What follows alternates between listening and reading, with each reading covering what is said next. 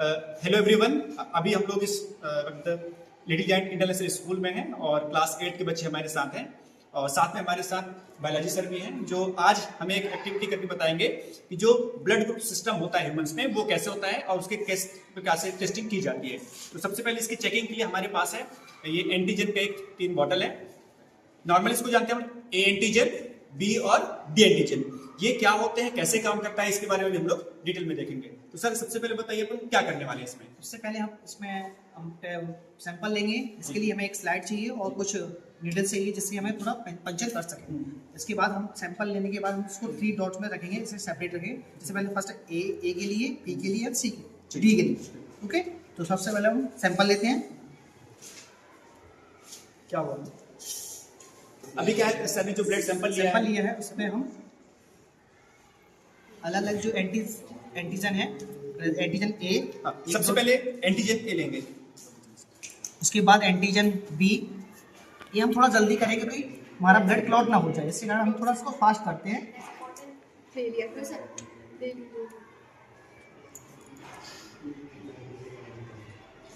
इसके बाद हम इसको थोड़ा स्क्वाइज करेंगे जिससे ये क्लॉट मिल जाए मिक्सर।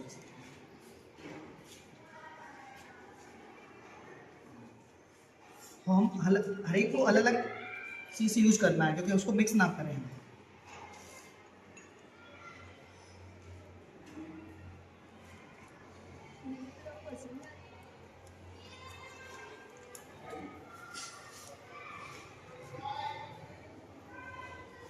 इसका थोड़ा सा हम इसको और जिससे अच्छे से मिक्स हो जाए।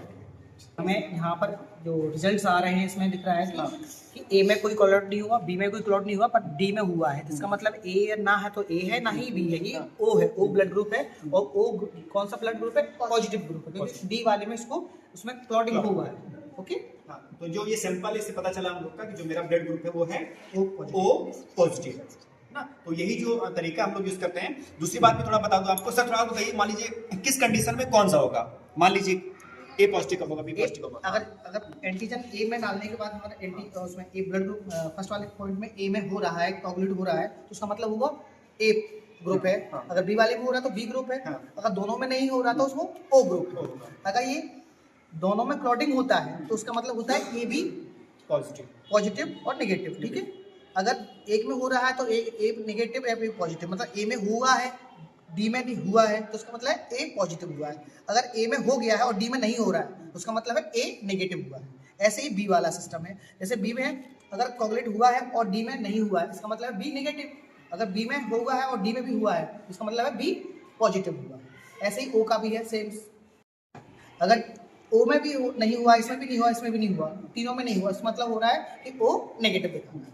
तो हम जानते हैं सभी लोग कि ओ ज़्यादातर क्या दर्शाता है कि ओ डोनर होता है। सबको किसी ब्लड ग्रुप को उसको दे सकता है। कौन सा वाला दे सकता है? ओ पॉजिटिव वाला, ना कि नेगेटिव वाला। ऐसे ही इसमें एक और है ए बी पॉजिटिव वाला, जो कि ए बी पॉजिटिव सबको रिसिपेंट होता है, सारे ब्लड ग्रुप से वो रिसीव कर सकता है, ना किसी को दे नहीं सकता।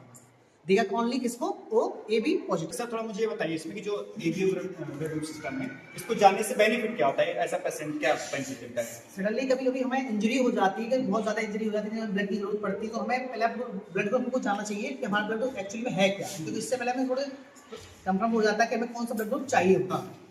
अच्छा सर, एक सवाल का जवाब ये है कि मान लीजिए किसी पेशेंट को किसी ए पॉजिटिव रिक्वायरमेंट है, अगर उसमें बी पॉजिटिव ऐड कर दिया गया, ट्रांसफ्यूजन ब्लड चढ़ाना, क्या बोलते हैं, ब्लड ट्रांसफ्यूजन कहते हैं, ब्लड ट्रांसफ्यूजन।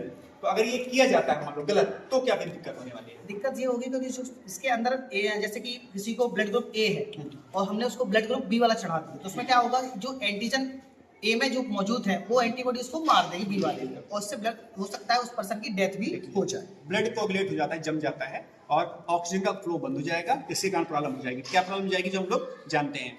ब्लड अगर सब जगह में नहीं पहुंच पाएगा, ब्लड कोगुलेट हो जाएगा, तो ऑक्सीजन का सप्लाई हर एक सेल में नहीं होगा, इसके कारण एनर्जी बनेगी नहीं और तुरंत कुछ समय में ही हमारा डेथ, जो पेशेंट उसका डेथ हो सकता है। तो ये जो तमाम जानकारी है सर ने हमें दी है और ऐसे ही तमाम जानकारी रिलेटेड टू बायोलॉजी है ना, आपको आने वाले समय हम लोग देते रहेंगे।